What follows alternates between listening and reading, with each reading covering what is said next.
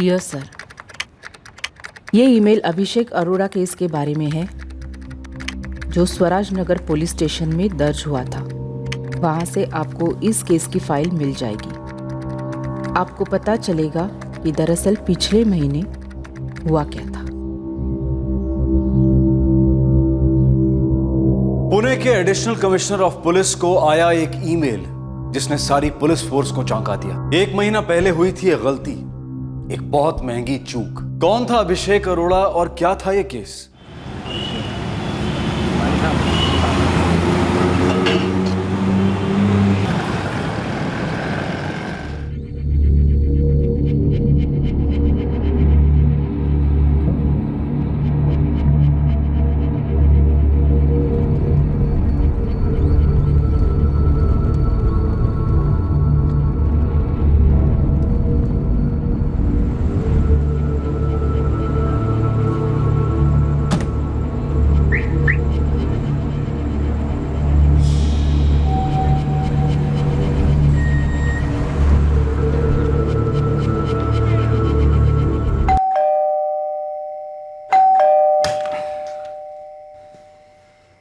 क्या हुआ भैया? कुछ नहीं कोमल, वो वही पुराना माइग्रेन का दर्द। भैया मैं आपके लिए जूस बना के लाती हूँ, आपको बेटर फील होगा।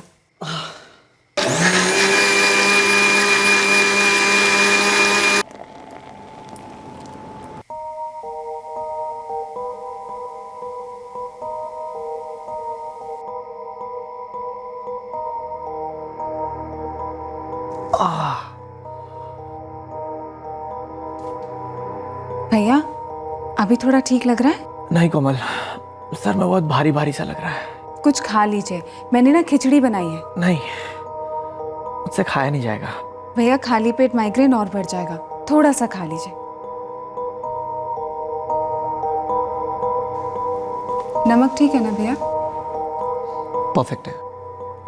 वैसे आपको ये सर दर्द शुरू कब हुआ? लंच के बाद से। पहले हल्का था, फिर अचानक से बढ़ गया। मुझे लगता है कल आपको ऑफ ले लेना चाहिए।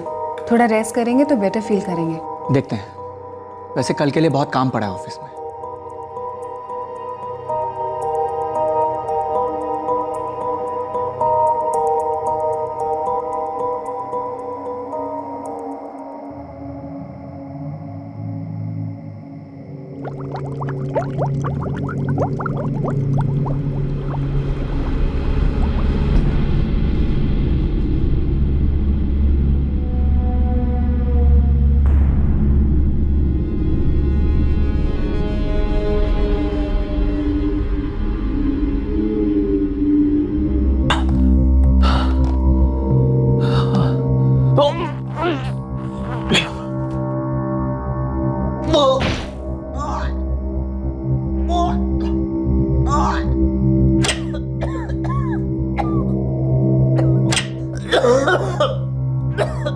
भैया भैया क्या हुआ?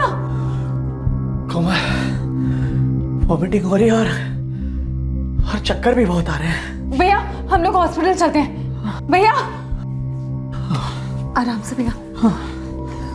कोमल, भैया कोमल, भैया एक मिनट। भैया नहीं हो पाएगा। एम्बुलेंस बुलवा लो जल्दी।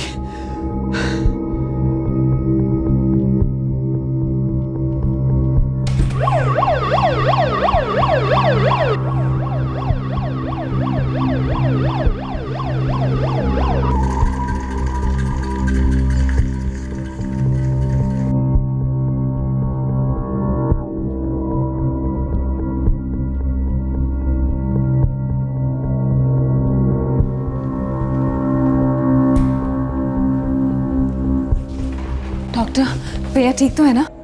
हाँ, लग रहा है कि फूड पॉइजनिंग हुई है। भैया को माइग्रेन की भी प्रॉब्लम है। फूड पॉइजनिंग से तो माइग्रेन और भी बिगड़ सकता है। तो क्या उन्हें एडमिट करना होगा? रख सकते हैं 1 दिन ऑब्जर्वेशन के लिए, या मैं जल्दी असर करने वाला एक इंजेक्शन लगा देता हूँ, उसका आधे घंटे में असर होगा। फिर आप उन्हें घर भी ले जा सकती हैं, या जैसा भी आप कंफर्टेबल फील करें। भैया हॉस्पिटल में कंफर्टेबल फील नहीं करते हैं, तो आप वो इंजेक्शन ही उन्हें लगा दीजिए।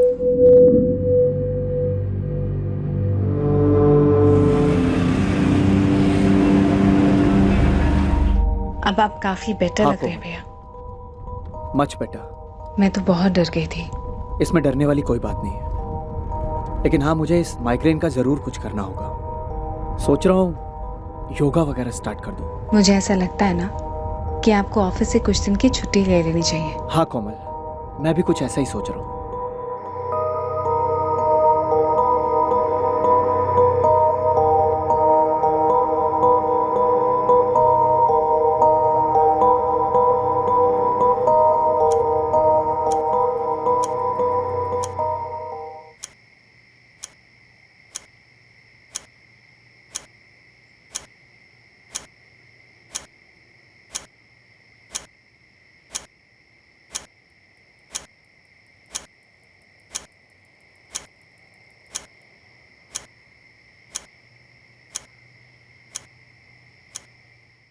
उस रात की टेंशन को कोमल अरोड़ा जिंदगी भर नहीं भूल सकती थी, लेकिन जब दिन निकला तो वो मनहूस दिन अपने साथ मुश्किलों का और भी बड़ा पहाड़ लेकर आया।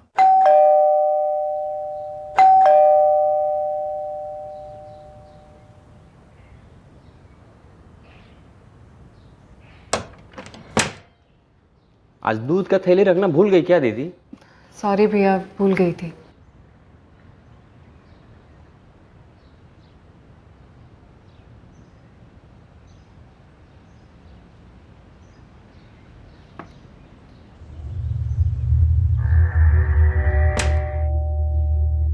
अरे कोमल, तू इतनी सुबह सुबह, क्या बात है? कविता दी, वो अभिषेक भैया उठ नहीं रहे हैं। उठ नहीं रहे मतलब? कल उनकी तबीयत ठीक नहीं थी, फिर मैं उन्हें हॉस्पिटल लेके गई। वहां से आने के बाद वो सो गए थे, लेकिन अभी उठ ही नहीं रहे हैं। प्लीज जल्दी चलिए दीदी। अभिषेक उठो, अभिषेक। कोमल, ये कुछ ठीक नहीं लग रहा है। मैं फर्स्ट फ्लोर वाले राजेश जी को फोन करती हूँ। हाँ कविता, बोलो। राजेश जी, अभिषेक के फ्लैट पे आना, इमरजेंसी है।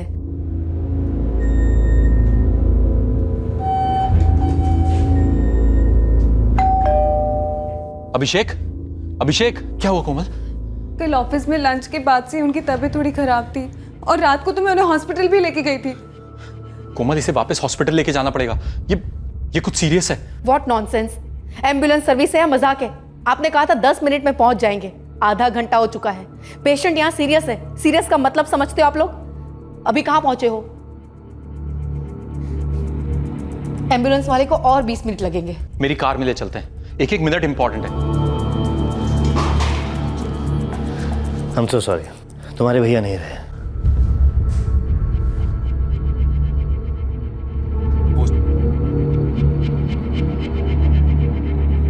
कोमल संभालो, कोमल संभालो अपने आप को। आप लोग जब उन्हें यहाँ लेकर आए थे वो पहले ही जा चुके थे, डेड ऑन अराइवल। ये एक्सीडेंटल डेथ का केस है, मुझे पुलिस को इन्फॉर्म करना होगा। कोमल संभालो, कोमल संभालो अपने आप को।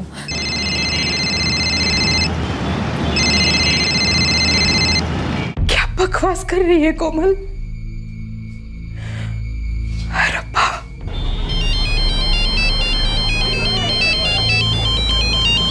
क्या बात कर रही है कोमल? कैसे हुआ ये सब कुछ? अगर वो बीमार था तो तूने मुझे पहले क्यों नहीं बताया? क्या जरा भी होश में नहीं थे जब आप उन्हें यहाँ लेके आए? जी नहीं इंस्पेक्टर,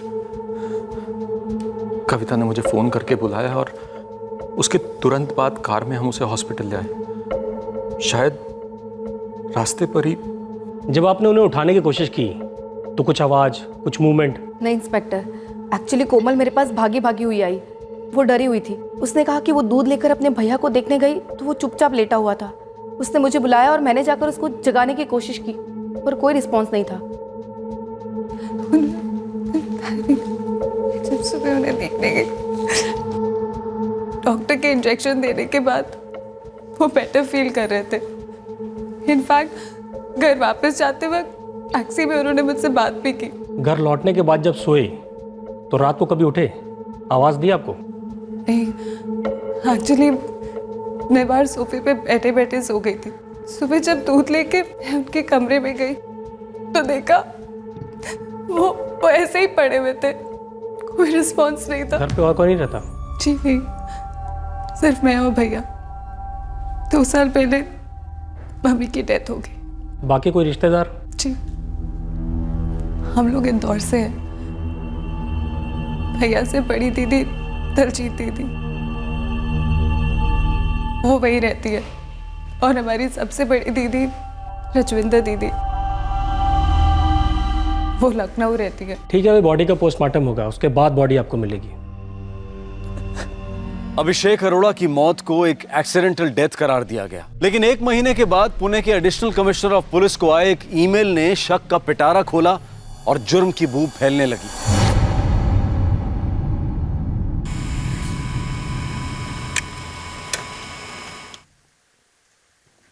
सर, ये ईमेल आया है, एक बार पढ़ लेंगे तो ठीक रहेगा। लगता है मामला सीरियस है। डियर सर, ये ईमेल अभिषेक अरोड़ा केस के बारे में है जो स्वराज नगर पुलिस स्टेशन में दर्ज हुआ था। वहाँ से आपको इस केस की फाइल मिल जाएगी। आपको पता चल जाएगा कि दरअसल पिछले महीने हुआ क्या था। केस एक्सीडेंटल डेथ करार देके क्लोज किया गया था, लेकिन मुझे नहीं लगता ये मौत किसी दुर्घटना के कारण हुई है। अभिषेक की हत्या हुई है। अगर आपको कुछ भी जानना है तो मुझे कॉल कर सकते हैं। मेरा मोबाइल नंबर दिया है नीचे। सर, इस नंबर पे फोन करो। पहले स्वराज नगर थाने से अभिषेक अरोड़ा की फाइल मंगवाओ।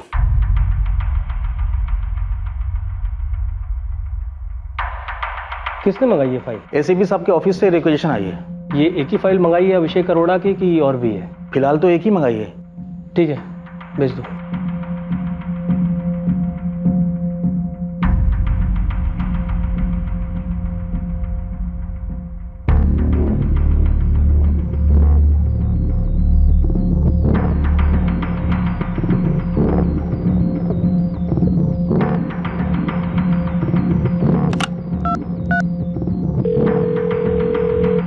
अभिषेक अरोड़ा केस इंचार्ज मंगेश खरे को अभी के अभी बुलाओ।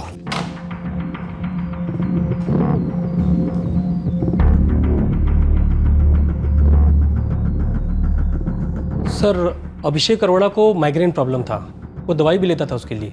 उस रात जब उसको बहुत दर्द हो रहा था तो उसकी बहन कोमल अरोड़ा उसे हॉस्पिटल ले गई, जहां डॉक्टरों ने उसे ट्रीट किया ये कह के फूड पॉइजनिंग है। वहां से इलाज के बाद वो घर लौटा और जब सुबह नहीं उठा तो उसे हॉस्पिटल ले जाया गया। डेड ऑन अराइवल केस है सर। आगे? फिर सर मैंने स्टेटमेंट्स लिए सबके और बॉडी पोस्टमार्टम के लिए भेज दी। आगे? 3 दिन बाद बॉडी फैमिली को सौंप दी सर। ये पोस्टमार्टम की रिपोर्ट कब आई थी तुम्हारे पास? उसके बाद सर। उसके बाद मतलब क्रियाक्रम के बाद? यस सर, क्रियाक्रम के बाद। क्रियाक्रम के कितने दिन बाद पीएसआई खरे? सर कुछ 5-6 दिन बाद। 8 दिन बाद? करेक्ट सर, 8 दिन बाद। तो फिर क्या किया तुमने? फिर सर मैं उनकी बिल्डिंग में गया। अरोड़ा के फ्लैट में ताला लगा हुआ था, तो मैंने पड़ोसियों से पूछताछ की तो उन दोनों ने कहा कि कोमल अरोड़ा अपनी बहन दलजीत छाबड़ा के साथ इंदौर चली गई, वहीं रहने। ये लोग बेसिकली सर वहीं से बिलोंग करते हैं। फिर कुछ नहीं सर। पोस्टमार्टम रिपोर्ट पढ़ी तुमने? यस सर, पढ़ी। तो फिर उसके बाद केस में फॉलो अप क्यों नहीं किया पीएसआई मंगेश खरे? और तुमने अपनी क्लोजिंग स्टेटमेंट में इसे एक्सीडेंटल डेथ लिख दिया। पंचनामा हुआ था बॉडी का? यस सर, हुआ था। जख्म देखे थे तुम? जी सर। तुमने जख्म देखे, पोस्टमार्टम रिपोर्ट पढ़ी और उसके बाद एक्सीडेंटल डेथ लिख दिया, जबकि सारे सबूत चीख चीख कर कह रहे हैं कि अभिषेक अरोड़ा का मर्डर हुआ था। सर मैंने कोमल अरोड़ा और उसकी बाकी बहनों से कांटेक्ट करने की कोशिश की, लेकिन वो लोग ट्रेसेबल नहीं थी सर। नॉनसेंस पीएसआई करे, नॉनसेंस। ये मुझे एक ईमेल मिलती है और ईमेल में लिखा जाता है कि अभिषेक अरोड़ा की फाइल फिर से देखी जाए। ये मेल भेजने वाला कौन है?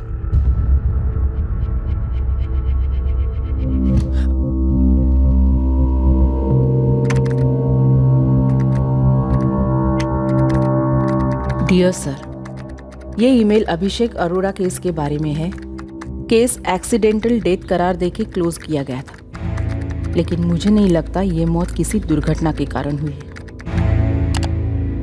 मैं चाहता था कि मेल झूठ साबित हो, इसीलिए मैंने पहले वो अभिषेक अरोड़ा की फाइल मंगवाई।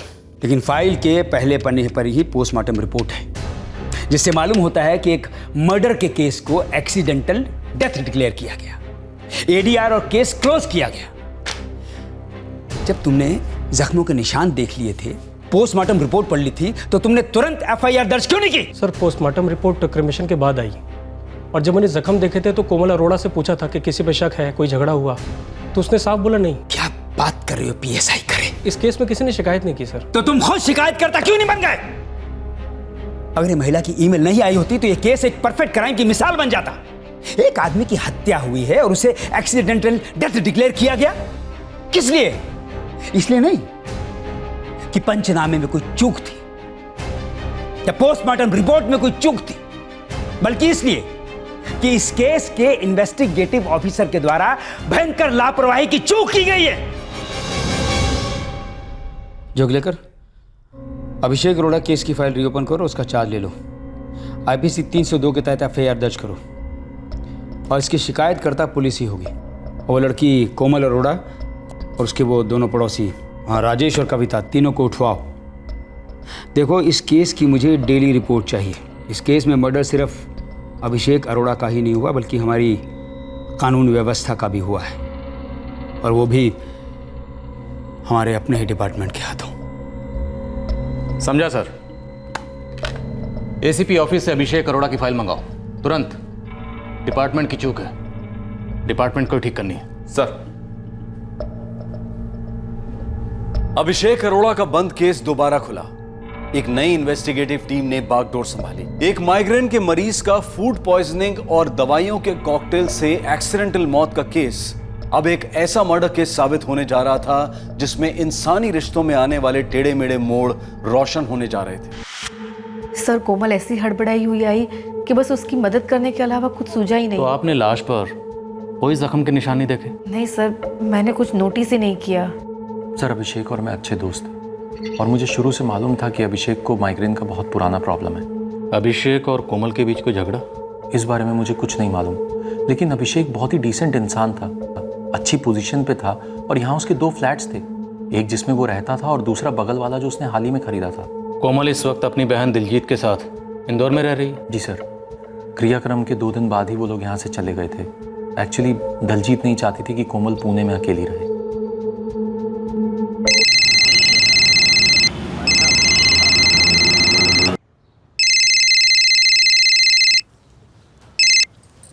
हेलो, दलजीत छाबड़ा? हाँ जी। दलजीत जी, मैं पुणे पुलिस स्टेशन से पीआई सुनील जोगलेकर बोल रहा हूँ। हाँ सर, कहिए। हमने आपके भाई अभिषेक अरोड़ा का केस रीओपन किया है। सबसे पहले तो हम अपने डिपार्टमेंट की ओर से आपसे सॉरी कहना चाहते हैं क्योंकि पिछली बार इस केस की तहकीकात ठीक तरीके से नहीं की गई। आपका शक सही है, आपके भाई अभिषेक अरोड़ा की मौत एक्सीडेंटल नहीं है, उनका कत्ल हुआ है। पिछली बार तहकीकात में चूक हुई है, लेकिन इस बार नहीं होगी। थैंक यू इंस्पेक्टर कि आप लोगों ने मेरे मेल को सीरियसली लिया। दरअसल मुझे काफी कुछ खटक रहा था। अभिषेक के क्रियाक्रम के 1 हफ्ते बाद मेरा डाउट पक्का हो गया कि ये एक्सीडेंट नहीं, मर्डर है। कोमल आपके साथ ही रह रही है? हाँ जी, बिल्कुल यही है। दलजीत जी, क्रियाक्रम के 1 हफ्ते बाद ऐसा क्या हुआ था जिसकी वजह से आपको ये शक हुआ?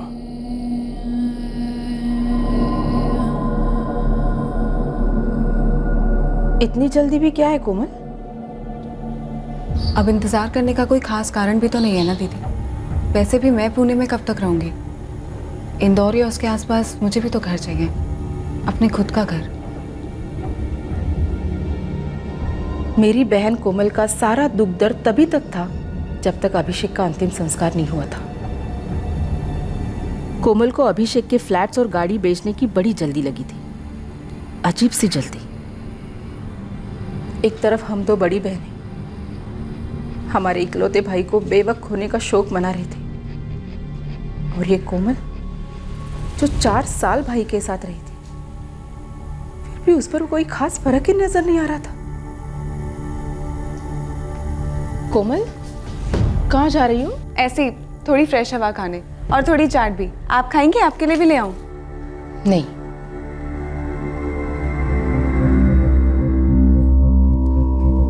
जितनी जल्दी, जितनी आसानी से वो एकदम से नॉर्मल हो गई, तब मुझे खटकने लगा कि कोमल को अभिषेक के मौत का कोई दुख नहीं है। तो क्या आप ये कहना चाहती हैं कि आपके भाई अभिषेक अरोड़ा का कत्ल आपकी बहन कोमल ने किया? रब करे ये झूठ हो।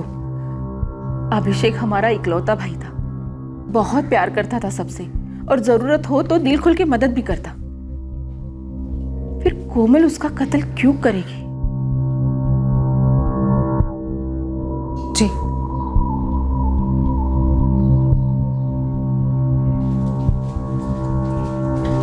दीदी, आपको पुणे पुलिस से फोन आया था? क्यों पूछ रही है?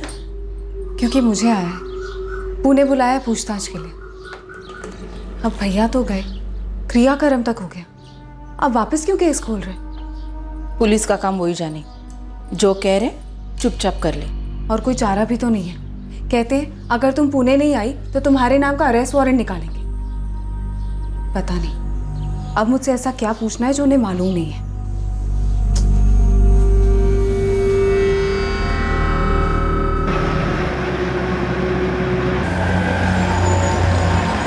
एक महीने पहले मैं सारे सवालों के जवाब दे चुकी हूँ।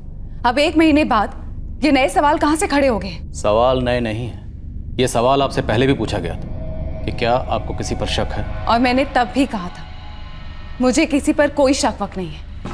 लेकिन हमें शक है, बल्कि शक ही नहीं यकीन है कि अभिषेक अरोड़ा की मौत बीमारी से नहीं बल्कि साजिश से हुई है। इसलिए मैं तुमसे पूछ रहा हूँ मिस कोमल अरोड़ा, क्या तुमने अपने भाई अभिषेक अरोड़ा की जान ली है? क्या बकवास कर रहे हैं आप? मैं अपने भाई को क्यों मारूंगी? मेरे भाई की तबीयत ठीक नहीं थी, उनको फूड पॉइजनिंग था और साथ में माइग्रेन भी। उन्हें हॉस्पिटल लेके गए, उनका ट्रीटमेंट हुआ, वो घर आए, सो गए, लेकिन अगली मॉर्निंग उठे ही नहीं। अब इन सब में मेरा मेरे भाई का मर्डर करने का एंगल कहां से बनता है?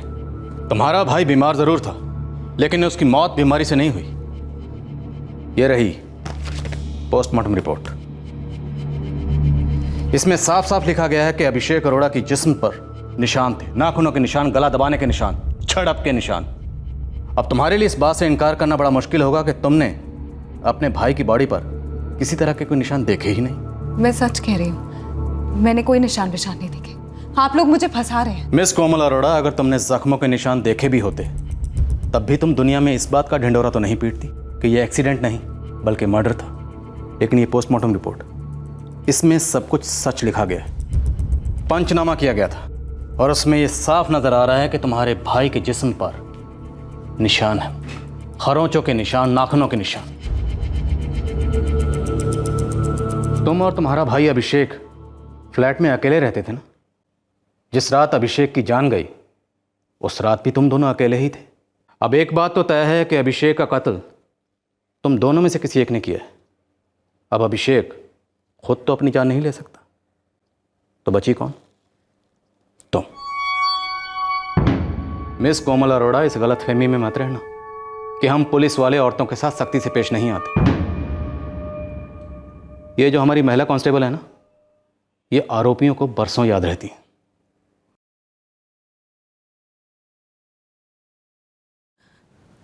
आपकी कोई भी महिला कांस्टेबल या ऑफिसर अगर मेरी जगह होती ना तो वही करती।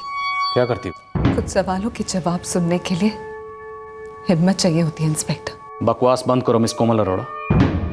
मैं तुमसे आखिरी बार पूछ रहा हूं, क्या तुमने अपने भाई अभिषेक अरोड़ा को जान से मार डाला? हाँ, मैंने अपने सगे भाई अभिषेक अरोड़ा को जान से मार डाला। क्यों? क्योंकि मेरे पास और कोई चारा नहीं था। वो आदमी भाई बहन के रिश्ते के नाम पर कलंक था। वो मुझे। मिस कोमल अरोड़ा, तुम्हारे भाई अभिषेक अरोड़ा ने तुम्हारे साथ ऐसा क्या किया? क्या किया था जिसकी वजह से तुमने उसकी जान ले ली? अभिषेक को उसके कर्मों का फल मिला, मेरी जिंदगी तबाह करने की सजा। भैया, मैं आपके लिए जूस बना के लाती हूँ, आपको बेटर फील होगा। मेरे भैया का अचानक बीमार होना एक एक्सीडेंट जरूर था, पर उसकी मौत नहीं। उस रात मैंने उसके जूस में नींद की गोलियां मिला दी।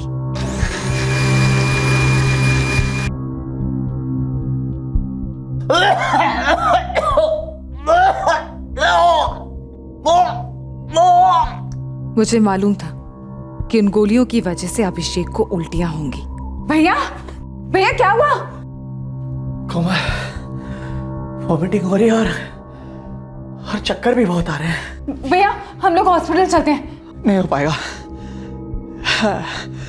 एम्बुलेंस बुलवा लो जल्दी।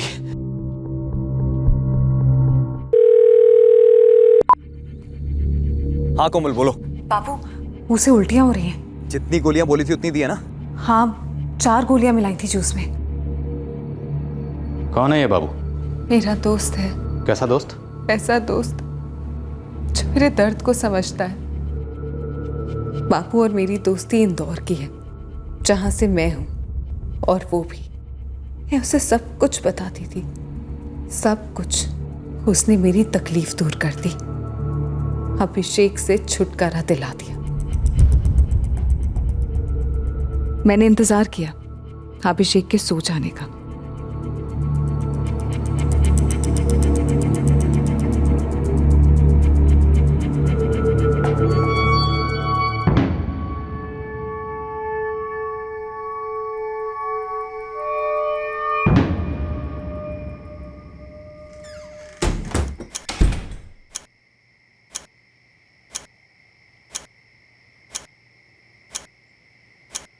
और फिर मैंने वही किया जो हमने प्लान किया था। मैंने शोर मचाया, कविता दी को बुला कर लाई, उन्होंने राजेश जी को बुलाया, और फिर हम अभिषेक की लाश को लेके हॉस्पिटल गए। अपने सगे भाई से इतनी नफरत? ऐसी भी क्या दुश्मनी थी कि तुमने अपने सगे भाई को जान से मरवा दिया? मैंने कहा था आपसे, सुनने की हिम्मत नहीं होगी आपकी। हिम्मत तुम जुटाओ और ये बताओ कि तुमने अपने सगे भाई का कत्ल क्यों किया?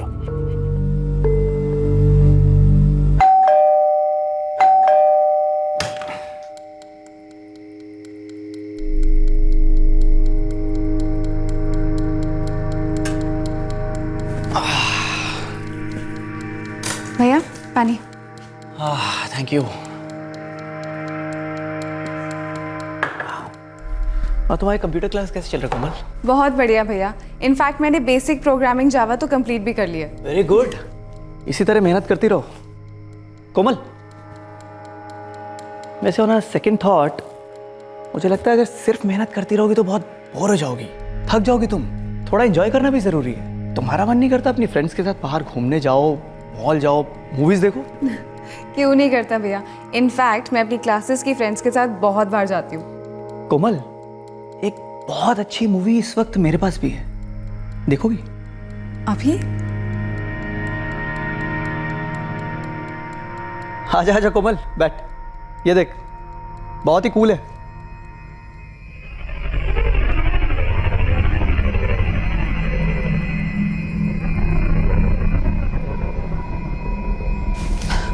भैया ये आप मुझे क्या दिखा रहे हैं? अरे इसमें स्टोरी भी है, तुझे पसंद आएगी।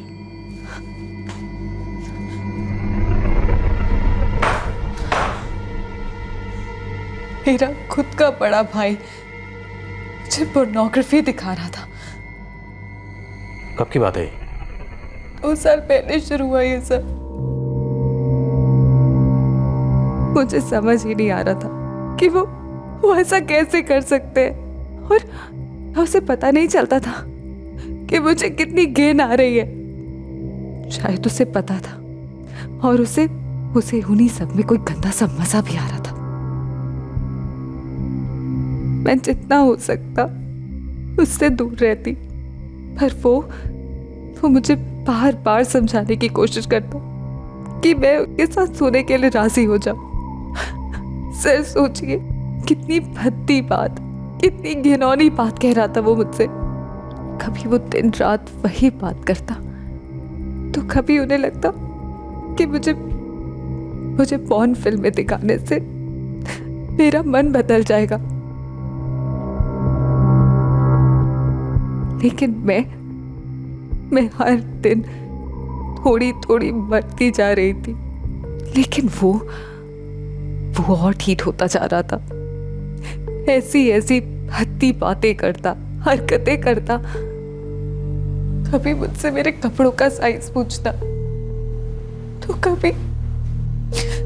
कभी इनर्स का। मैं बहुत डिप्रेस रहने लगी थी, खुद से ही शर्म आने लगी थी मुझे। मेरे ही घर में मुझे इस तरह टॉर्चर किया जा रहा था, और वो भी मेरे अपने सगे भाई के हाथों। तंग आ गई थी मैं। फिर ये बोझ मैंने अपने दोस्त बाबू के साथ हल्का किया। कमाल करती हो यार, इतने महीनों से चलता आ रहा है फालतूपना और तुम झेलती आई हो। बाबू बड़ा भाई है वो मेरा। मुझे तो कुछ समझ में नहीं आ रहा मैं क्या करूं। भाई क्या होता है उस कुत्ते को क्या मालूम। साला विकृत है, विकृत पागल है। पागल तो वो मुझे कर छोड़ेगा। प्लीज बाबू, प्लीज कुछ करो, मुझसे और बर्दाश्त नहीं हो रहा। एक काम करो, खत्म ही कर दो साले को। ऐसे कैसे कोई किसी को मार सकता है? रोज इतने लोगों का मर्डर होता है, उसमें क्या है? वो मेरा सगा भाई है। मैंने कहा ना उसको कभी भाई नहीं बोला। साला भाई के नाम पे धब्बा है, धब्बा। ऐसे आदमी को जिंदा रहने का कोई हक नहीं है, मरना तो से है ही। मुझे बाबू की बात सही लगी और मैंने बाबू और जावेद को पैसे दिए मेरी हेल्प करने के लिए, और फिर हमने अभिषेक को मार डाला। फिर मेरे पास और कोई चारा नहीं था। क्या अभिषेक ने कभी आपके साथ जबरदस्ती की थी? आपका इशारा रेप की तरफ है तो नहीं। उसने ऐसा इसलिए नहीं किया क्योंकि वो जानता था कि अगर वो ऐसा करेगा तो मैं चीखूंगी, चिल्लाऊंगी और उसका नाम खराब होगा पूरी दुनिया में। तो आप अभिषेक के इस अश्लील बर्ताव को लेकर भी चीख चिल्ला सकती थी, अपने घर में किसी से बात कर सकती थी। 2 साल तक ये सब बर्दाश्त करने की क्या जरूरत थी? जरूरत नहीं सर, मजबूरी थी। अगर मैं दुनिया को ये बताती कि मेरा सगा भाई मेरे साथ ये सब कर रहा है तो कौन मेरा विश्वास करता? और फिर अभिषेक का अच्छा नाम था। वो कहता कि मैं उसे बदनाम करने की कोशिश कर रही हूँ या मैं पागल हूँ। कुछ भी करने की मुझ में हिम्मत नहीं थी सर। पर कत्ल करने की हिम्मत आ गई। मैंने कहा ना सर, मेरे पास और कोई चारा नहीं था। मिस कोमल अरोड़ा, किसी की जान लेना या कत्ल कर देना कोई चारा या उपाय नहीं होता। अगर किसी की जान लेने से ही अन्याय मिटता ना तो अब तक ये सारी दुनिया मिट गई होती। बाबू और जावेद कहाँ हैं? इंदौर। अब वही के है। कितने पैसे दिए तुमने उन्हें? 1 लाख की बात हुई थी, 50,000 दे चुकी हूँ, बाकी के 50 देने हैं। तुम अभी बाबू को फ़ोन करो और उसे कहो कि उसके बाकी के पैसे तैयार हैं। वो जल्द से जल्द जावेद को लेकर पुणे आए और अपने पैसे लेकर जाए। और कोमल ने कभी किसी से कुछ नहीं कहा? सर, कोमल का एक दोस्त है बाबू, टैक्सी ड्राइवर है। हम उसे ट्रैक कर रहे हैं। वो कल पुणे आ रहा है अपने बाकी के पैसे लेने। हमने कोमल से फ़ोन करवाकर उसे यहाँ बुलवाया। इस बाबू की पूरी ग्रिलिंग करो और देखो उसकी और कोमल के स्टेटमेंट्स मैच करते हैं कि नहीं। Yes sir, that's the plan. Komal की 2 बहनें हैं, अजीब सी बात है। उसने अपनी प्रॉब्लम के बारे में कभी किसी को कुछ नहीं बताया? नो सर, इनफैक्ट मैंने जब ये बात कोमल की बड़ी बहन दलजीत को बताई, वो खुद इस बात को सुनकर बहुत हैरान हुई। नहीं, मैं नहीं मानती ये बात। मेरा भाई अभिषेक ऐसा कर ही नहीं सकता। लेकिन दलजीत जी, आपकी बहन कोमल ने खुद इस बात को कबूल किया है कि इसी वजह से उसने बाबू की मदद से अभिषेक का कत्ल किया है। बाबू, वो टैक्सी ड्राइवर, उसका दोस्त? जी जी। ये सच नहीं हो सकता। उसने मेरे और रजविंदर के साथ कभी ऐसा बर्ताव नहीं किया, ना किसी और लड़की के साथ। इंस्पेक्टर, हम उसकी नस नस से वाकिफ थे। देखिए दलजीत जी, हम आपके भाई अभिषेक पर ऐसा कोई इल्जाम नहीं लगा रहे, बल्कि आपकी बहन कोमल ने खुद यह बयान दिया है कि अभिषेक उसे इस तरह परेशान करता था। पता नहीं ये कोमल अभिषेक को इस तरह जलील करने पे क्यों तुली हुई है। सर, हमारे भाई ने हमारे माँ बाप की बड़ी अच्छे से देखभाल की। हम तीनों बहनों के लिए माँ बाप जैसा सहारा बना रहा। आप इतना समझ लीजिए, कोमल ये सब सिर्फ प्रॉपर्टी के लिए कर रही है, बाकी ये सब बातें झूठ है, बकवास है। झूठ और सच फिलहाल इस केस में काफी धुंधले हैं दलजीत जी। जल्द ही धुंध हटेगी और सच्चाई उभरेगी। घरों की 4 दीवारियों में कभी कभार ऐसा होता है जो बाहर शायद किसी अजनबी के साथ भी नहीं होता। सर, कोमल ने अपने भाई अभिषेक अरोड़ा पर जो आरोप लगाया है वो बहुत ही संगीन और शॉकिंग है। और सबूत कोई नहीं। पोस्टमार्टम रिपोर्ट की तरह इस केस में कुछ हाथ लगे तो कुछ होगा, फिलहाल तो ब्लैंक स्लेट, कोरा कागज। इस टैक्सी ड्राइवर बाबू के इंटरोगेशन के बाद ये कोरा कागज भरना शुरू हो जाएगा। अब ये केस एक कत्ल का ही केस नहीं, इसमें एक जिंदा लड़की और मरे हुए आदमी दोनों की इज्जत दांव पे है। एक बहन ने भाई पर इल्जाम लगाया था कि भाई उसका यौन शोषण करने का प्रयास कर रहा था। इस इल्जाम का पुष्टिकरण संभव नहीं था क्योंकि भाई को बहन ने मौत के घाट उतार दिया था। मौजूदा माहौल में कोमल का बयान सबूतों के खंभों पर नहीं खड़ा था और इसलिए कानूनी दृष्टिकोण से हल्का था। अब को एक्यूज्ड बाबू का बयान बहुत ज्यादा मायने रखता था।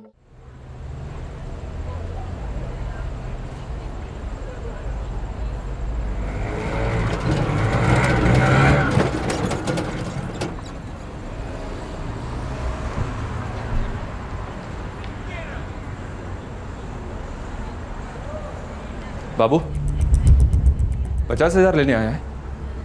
आप लोग कौन है? कोमल ने भेजा है हमें, चलो हमारे साथ। अरे एक मिनट, कहाँ ले जा रहे हैं आप मुझे?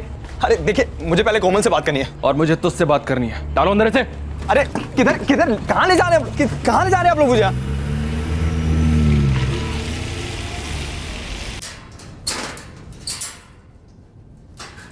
बाबू, पूरा नाम क्या है तुम्हारा? नदीम शेख साहब। देखो नदीम, तुम्हारी दोस्त कोमल कोयल की तरह सब कुछ पहले ही गा चुकी है, इसलिए अब कोई मतलब नहीं बनता कि हम पहले तुम्हारी खाल उधेड़े और उसका तबला बनाए। बिना मिर्च मसाला लगाए फटाफट ये बताओ कि तुमने अभिषेक अरोड़ा को क्यों मारा। बाबू, अगर तुमने 5 मिनट में सब कुछ नहीं बताया तो ना तो तुम्हारे बदन पे खाल बचेगी और ना ही तुम्हारे जहन में कोई चाल बचेगी। साहब, वो कोमल का भाई अभिषेक बहुत ही गंदा आदमी था साहब। मतलब अपनी सगी बहन के साथ वो उसे गंदा करना चाहता था साहब। कितनी शर्म की बात है। लेकिन इतनी शर्म की बात जो कोमल अपनी बहन को नहीं बता पाई, उसने तुम्हें क्यों बताई, एक टैक्सी ड्राइवर को? साहब, टैक्सी चलाना मेरा पेशा है, लेकिन मेरी लोगों से बनती है साहब, पटती है। तो तुमने कोमल को पटाया?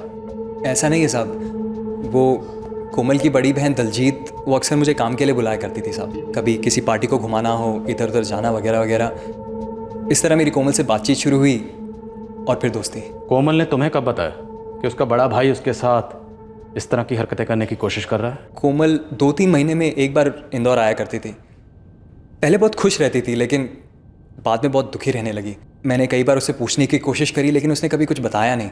फिर 2 महीने पहले एक रात उसका मुझे फ़ोन आया और रो रो कर उसने अपनी सारी बातें बता दी साहब मुझे। पागल तो वो मुझे कर छोड़ेगा। प्लीज बाबू, प्लीज कुछ करो। और तुम लोगों ने फ़ोन पर ही अभिषेक अरोड़ा के कत्ल का प्लान बनाया? नहीं साहब, प्लान नहीं बनाया, बल्कि मैंने ही कोमल को समझाया कि इसमें तेरी कोई गलती नहीं है, गलती उसकी है। तू डर मत, मार डाल उसको। उसने मुझसे मदद मांगी और दोस्ती खाते में मैंने काम कर दिया साहब। दोस्ती खाते में या तुम्हारे बैंक के खाते में 1 लाख आएगा इसलिए? नहीं साहब, वो जावेद को देने थे और फिर इधर उधर जाने का खर्चा वगैरह वगैरह साहब। मारा कैसे अभिषेक अरोड़ा को? साहब, उस रात कोमल का मुझे फ़ोन आया। वो बोली आ जाओ भाई बीमार है, और मैंने उसे बेहोश भी कर दिया है। वो उसे पहले हॉस्पिटल भी लेके गई थी साहब। तुम पुणे कब आए थे? साहब, कत्ल करने के 1 दिन पहले साहब। तो तुम अपने दोस्त जावेद के साथ कोमल के फ्लैट पर गए, वहाँ तुम लोगों ने अभिषेक अरोड़ा का गला घोंट दिया? जी साहब। फिर हम दोनों वहाँ से निकल गए साहब, लेकिन जाने से पहले पक्का कर लिया था कि वो मर चुका है। फ्लैट में दाखिल कितने बजे हुए थे? लगभग रात के 3 बजे। बिल्कुल गहरी नींद में।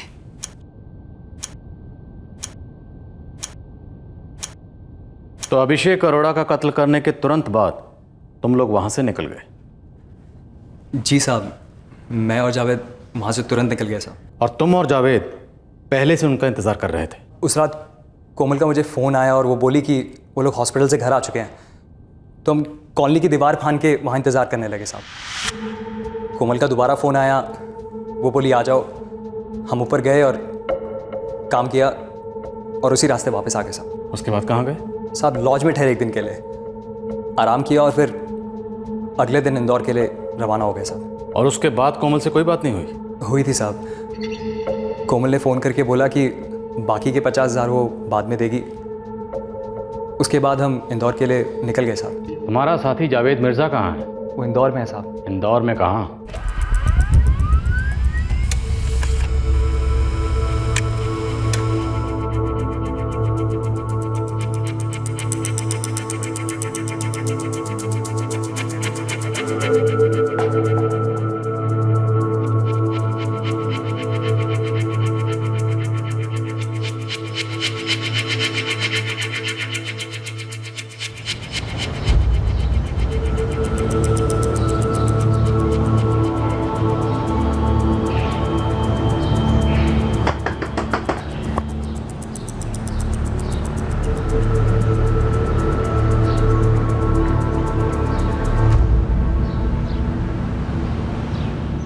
सर, भगवान कसम मैं नहीं जानती ये कोमल इतना घटिया इल्जाम क्यों लगा रही है अभिषेक पर। और सबसे हैरत की बात तो ये है, मानो इस सब में इतना सा भी सच है तो हम दोनों बहनें मर गई थी क्या?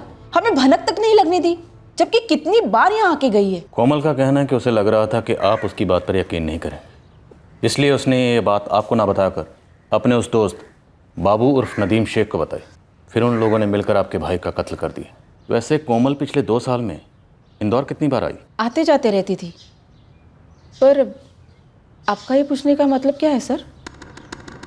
सर मारिए मारिए बस साहब, मैं तो पैसों के लिए गया था बाबू के साथ, बाबू ने और पैसों का वादा किया था। तुम्हारा यह दोस्त बाबू, इसकी अभिषेक अरोड़ा के साथ क्या दुश्मनी थी? मैं तो इस बंदे का नाम तक नहीं जानता साहब। बाबू ने मुझे बोला आजा, अच्छे पैसे मिलेंगे, एक आदमी को जान से मारना है, और मैं चला गया साहब। बस इसके अलावा मुझे और कुछ नहीं मालूम साहब। कोमल अरोड़ा को जानते हो? साहब बाबू जानता है साहब। अब तुम जो जानते हो वो हमें बताओ, उस रात क्या क्या हुआ? साहब जैसा मैंने आपको बताया, मैं तो बाबू के साथ गया था। फिर हम उस घर में दाखिल हुए और उस बंदे को जान से मार दी। बस साहब, इसके अलावा और मुझे कुछ नहीं मालूम साहब। जावेद मिर्ज़ा, जितनी कहानी तुम हमें सुना रहे हो उतनी कहानी हम पहले से जानते। तुम हमें ये बताओ कि तुम लोग कितने बजे निकले, कहाँ गए, कैसे गए, कत्ल कैसे किया और कौन कौन शामिल था उसमें, बोलो। इस केस में तो बड़े बड़े सबूत, पोस्टमार्टम रिपोर्ट और पंचनामा, इन दोनों को नजरअंदाज करने की सीरियस चूक हो चुकी थी। अब पुलिस छाछ भी फूक फूक कर पी रही थी। हर स्टेटमेंट, हर सुराग, हर सबूत की बाल की खाल निकाली जा रही थी और इस सब का उद्देश्य था एक वाटर टाइट केस पेश करना। लेकिन इस कहानी में इसी बीच एक और नया ट्विस्ट आया जिसने हवा का रुख उल्टी दिशा में बदल दिया। हम उस घर से सुबह निकले साहब। सुबह मतलब? सुबह मतलब 7-8 बजे करीब। तुम और बाबू कोमल के घर में दाखिल कब हुए थे? उसकी एक रात पहले बाबू के पास कोमल का फोन आया और हम चल दिए। हाँ कोमल बोलो। बाबू, उसे उल्टियाँ हो रही हैं। जितनी गोलियां बोली थी उतनी दी है ना? हाँ, 4 गोलियां मिलाई थी जूस में। ठीक है, हम लोग आ रहे हैं। चल जावेद, टाइम आ गया।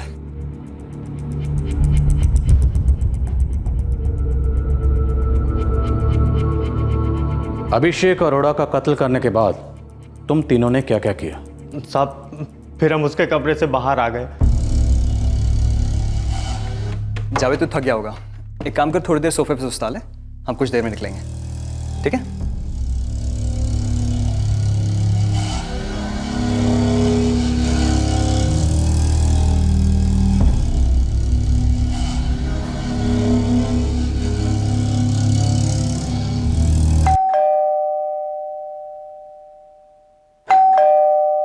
तो तुम लोग कत्ल के तुरंत बाद वहां से नहीं निकले?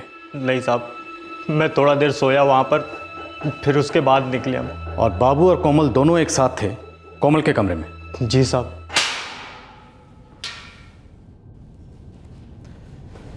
मिस कोमल अरोड़ा, हमारी ये जो लेडी कांस्टेबल हैं ये आजकल बड़ी उदास रहती हैं। इन्हें किसी को पीटने का मौका ही नहीं मिलता, क्योंकि हमारे इस इंटरोगेशन रूम में जो भी आता है वो बिना कुछ छुपाए पहली दफा में ही सारा सच बाहर उगल देता है। कहा ना मैंने, अभिषेक मुझे टॉर्चर करता था और इसलिए हताश होकर मैंने जावेद और बाबू के साथ मिलकर उसका कत्ल कर दिया।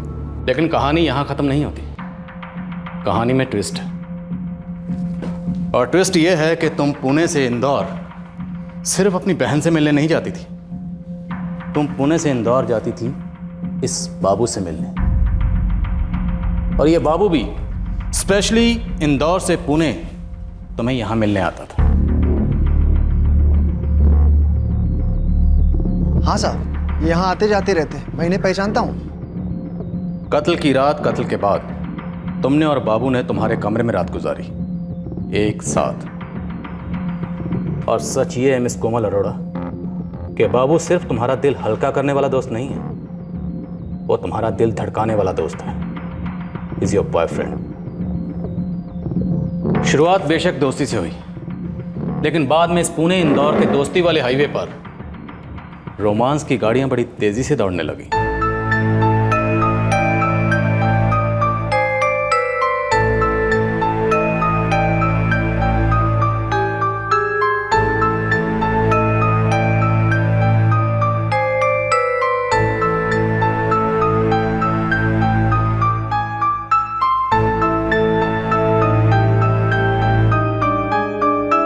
झूठ बोलता हमसे? मैं मानता हूं मैंने झूठ बोला साहब, लेकिन मैं सब सच बताता हूं साहब। मारे नहीं साहब। तुमने और तुम्हारे बॉयफ्रेंड बाबू ने बड़ी ही सफाई और चतुराई से बिल्कुल एक से बयान दिए, लेकिन वो कहते हैं ना, 3 तिगाड़ा काम बिगाड़ा। तुम्हारे इस तीसरे साथी जावेद ने तुम्हारा सारा बना बनाया काम बिगाड़ दिया, पर हमारा काम आसान कर दिया। उससे क्या फर्क पड़ता है कि वो मेरा दोस्त हो या बॉयफ्रेंड? बात तो एक ही है, वो अभिषेक जैसे दरिंदे से छुटकारा पाने में मेरी मदद कर रहा था। मिस कोमल अरोड़ा, तुम अच्छी तरह से जानती हो कि अब हम अभिषेक से कुछ नहीं पूछ सकते, क्योंकि तुमने उसका गला दबाकर उसकी आवाज को हमेशा हमेशा के लिए खामोश कर दिया। पर अभिषेक हमसे बोला। क्या? तुम्हारे अपने बड़े भाई अभिषेक अरोड़ा ने हमें बताया, जावेद की जुबान से। उसी ने हमें बताया कि कैसे एक बार तुम और तुम्हारा बॉयफ्रेंड बाबू रंगे हाथों पकड़े गए थे।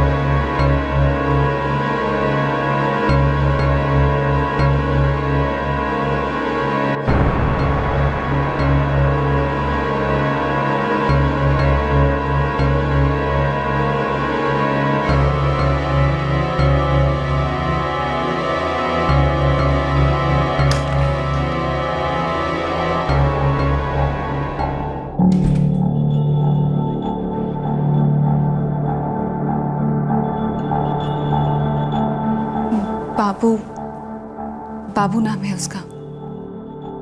कहाँ से है? वो इंदौर की दोस्ती है हमारी। है कौन है बाबू? और किस तरह की दोस्ती है तुम्हारी उससे? एक तो दूसरे धर्म का लड़का, ऊपर से ड्राइवर। क्या बकवास कर रही हो तुम कोमल? उसका धर्म और काम मेरे लिए मायने नहीं रखता भैया, मैं उससे प्यार करती हूँ। फिजिकल रिलेशन रखने को प्यार नहीं कहते, समझी? जो हुआ सो हुआ। मैं इसे तुम्हारी एक छोटी सी भूल समझ के भुला दूंगा, लेकिन आइंदा अगर तुमने उस लड़के का नाम भी लिया ना, तो मुझसे बुरा कोई नहीं होगा। Remember that. मैं उससे शादी करूंगी और आप मुझे रोक नहीं सकते, और ना आप मुझे धमका सकते हैं। तुमने सिर्फ इसलिए अपने बड़े भाई को मार डाला क्योंकि वो तुम्हारे और तुम्हारे बॉयफ्रेंड बाबू उर्फ नदीम शेख के रिश्ते के खिलाफ था? वो मेरी फीलिंग समझ नहीं पा रहा था। मैं बाबू से सच्चा प्यार करती हूँ। तुम्हारा सच्चा प्यार झूठ, घटिया इल्जाम और सोचे समझे कत्ल की नींव पर खड़ा है। अगर पकड़ी गई तो क्या बोलना है, इसकी तैयारी भी तुमने पूरे सटीक तरीके से कर रखी थी। साहब, भेड़ बकरियों की तरह मारता था मेरी कोमल को साहब वो। और तुमने भेड़ बकरी की तरह उसका कत्ल कर दिया, गला दबाकर उसकी जान ले ली। प्यार करता हूं मैं कोमल से, जान भी दे सकता हूं साहब उसके लिए। कोमल, तुझे ऐसा देखता हूं ना तो खून खौलने लगता है मेरा, कसम से कह रहा हूं। कसम तो उसने खाई है, मेरी अर्थी उठाएगा, लेकिन तुम्हारे घर के लिए मेरी डोली नहीं उठने देगा। इन अर्थी, इन डोली, इन सब से कहीं दूर भाग चलते हैं। तुम्हारे भाई, उनकी पहुंच, उसकी नजर सबसे दूर। नहीं बाबू, हमारी लाइफ की शुरुआत तब तक नहीं हो सकती जब तक एक जहरीली लाइफ खत्म ना हो। क्या कहना चाह रही हो कोमल? वही बोल रही हूँ जो सही है। मैं दिल और दिमाग दोनों की बात कर रही हूँ बाबू। हम भैया को मार डालते हैं, उसके बाद उनके दोनों फ्लैट्स, उनकी गाड़ी, सब कुछ सिर्फ मेरा हो जाएगा, सिर्फ मेरा। और फिर वो हमारा ही तो होगा ना कोमल। लेकिन पकड़े गए तो जिंदगी भर जेल की सजा हो जाएगी। बाबू, इस वक्त जिंदगी कोई जेल से कम है क्या? सुनो, ये सब एक एक्सीडेंट लग सकता है। कैसे? देखो, भैया को माइग्रेन की प्रॉब्लम है, तबीयत खराब हो सकती है और फिर डेथ भी हो सकती है। वो सब तो ठीक है कोमल, लेकिन कभी पकड़े गए तो? पकड़े गए तो क्या कोमल? बाबू, मैं बोलूंगी कि मेरे पास कोई चारा ही नहीं था। वो आदमी हैवान था, वो अपनी छोटी बहन की इज्जत पे हाथ डालना चाहता था। अपनी ही छोटी बहन को अपनी वहशियत का शिकार बनाना चाहता था। लेकिन पकड़े तो फिर भी जाएंगे कोमल। लेकिन दुनिया, अदालत सबका दिल पसीज जाएगा जब मैं अपनी दर्द भरी कहानी सुनाऊंगी। सजा तो फिर भी होगी ना? पर काफी कम होगी। हम जल्दी बाहर आ जाएंगे और फिर हम हमेशा साथ रहेंगे। कोमल, तुम्हारे बॉयफ्रेंड बाबू ने तो सारा जिम्मा तुम्हारे ऊपर डाल दिया। उसका कहना है कि जो भी किया कोमल ने किया, वो तो महज एक प्यादा था। उसने वही किया जो तुमने उसे करने के लिए कहा। झूठ बोल रहा है वो। हम दोनों इसमें बराबर के हिस्सेदार थे। इनफैक्ट केस क्लोज हो जाने के बाद भी पूरी प्लानिंग चल रही थी कि कब सब कुछ कैसे होगा। उसने तो ये भी कहा है कि तुम्हारे बड़े भाई अभिषेक का तुम्हारे साथ ही अश्लील बर्ताव वाला एंगल भी झूठ है। एक ऐसा झूठ जो सिर्फ तुमने बुना है। हाँ, वो झूठ है, पर ये झूठ भी हम दोनों ने साथ में ही बनाया। तो मतलब तुम्हारे बड़े भाई अभिषेक अरोड़ा ऐसे नहीं थे। तुमने उन पर ये झूठे और घटिया इल्जाम लगाए थे। तुमने अपने बचाव के लिए उनका नाम उछाला। उससे क्या फर्क पड़ता है?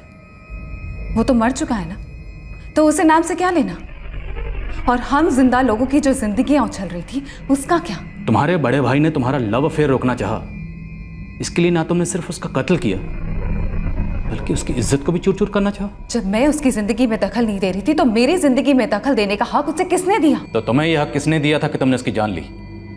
उसका नाम उछालने का हक, बदनाम करने का हक, उसकी इज्जत को चूर चूर करने का हक। यह हक किसी को नहीं होते। ये संगीन जुर्म होते हैं और अब कानून भी हक से अपना फर्ज निभाएगा।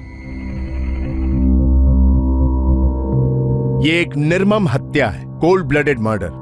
एक बहन ने एक भाई का सिर्फ इसलिए कत्ल कर दिया क्योंकि उसे उस बहन के अफेयर से आपत्ति थी। आरोपियों ने कई कोशिशें की हैं यह साबित करने की कि पीड़ित अभिषेक अरोड़ा अपनी छोटी बहन कोमल अरोड़ा का मानसिक रूप से यौन शोषण कर रहा था, पर आरोपियों की दलीलों को साबित करने वाले कोई ठोस सबूत पेश नहीं हुए हैं। सर्कमस्टेंशियल एविडेंस के आधार पर यह अदालत आरोपी कोमल अरोड़ा, आरोपी नदीम शेख उर्फ बाबू और आरोपी जावेद अली को अभिषेक अरोड़ा की हत्या में दोषी पाती है और तीनों को IPC section 302 for murder, IPC 34 for common intention और IPC 120B for criminal conspiracy के तहत उम्र कैद की सजा सुनाती है।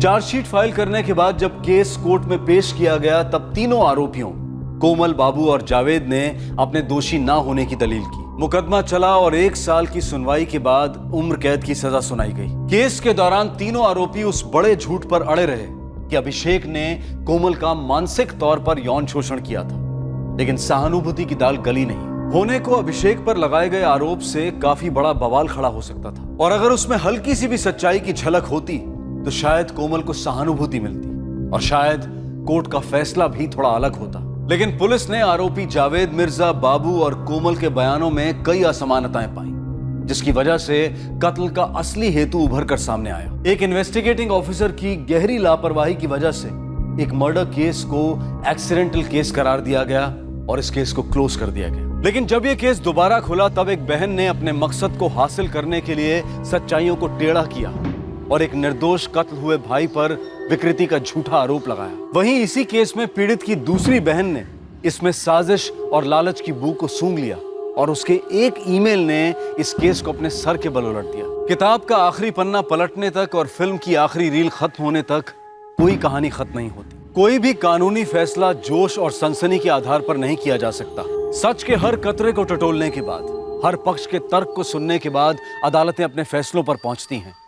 भावनाओं के दबाव में आकर फैसलों पर नहीं आधमका जाता। आपसे फिर मुलाकात होगी क्राइम पेट्रोल सतर्क में एक और नए केस के साथ।